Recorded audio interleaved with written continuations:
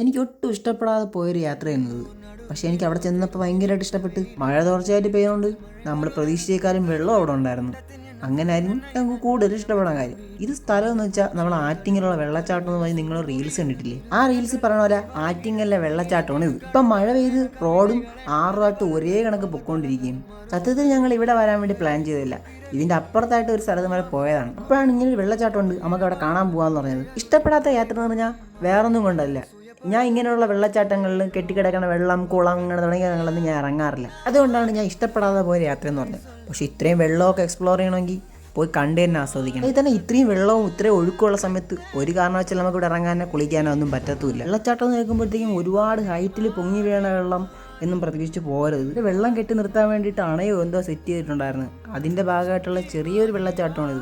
വെള്ളം കുറഞ്ഞു വരുന്ന സമയത്ത് പോയി കഴിഞ്ഞാൽ ചിലപ്പോൾ ഇവിടെ ഇറങ്ങി കുളിക്കാനൊക്കെ പറ്റിയെന്ന് വരും. നമ്മൾ ഈ കൊച്ചു വെള്ളച്ചാട്ടം കാണാൻ താല്പര്യമുള്ളവരും അധിക വെള്ളം കണ്ടാൽ പേടി വരാത്തവർക്കൊക്കെ നേരെ വിട്ടോ നമ്മളെ മാവൻ പാലത്തിൻ്റെ താഴെയാണ്